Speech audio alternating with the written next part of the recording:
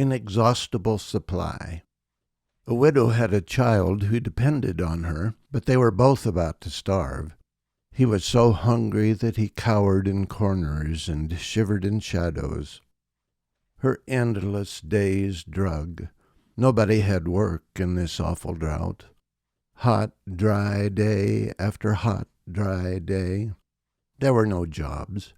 The daughters of this parched country were fatherless, and her sons were crushed. This widow was tortured by memories of happier times when she had a husband who provided for her and their baby.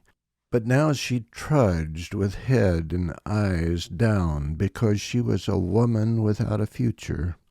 This widow was a foreigner who lived in a pagan country. Zarephath was in Phoenicia. It was never part of Israel, not then and not now. Could she be saved? Only God knew, and he smiled at what he knew. Unclean birds fed Elijah until his brook dried up. Then God told him to flee to an unclean country. Elijah had to know God's voice, or he would never have permitted uncleanness to be such a major part of his life.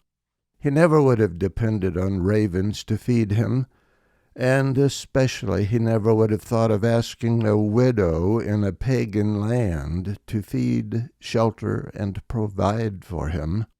Elijah knew God's voice, so he made the journey, long and dangerous as it was.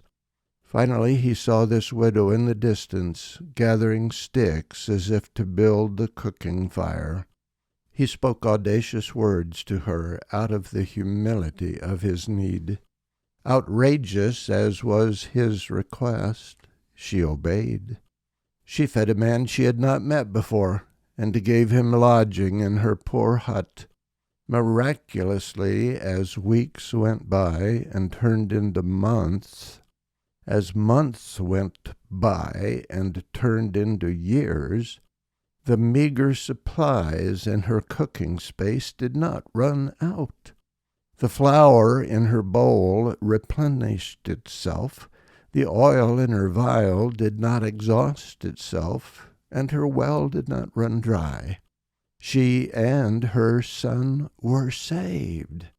Have you been saved out of a desperate, hopeless situation? Has God looked down and smiled at what he knew he was about to do in your life?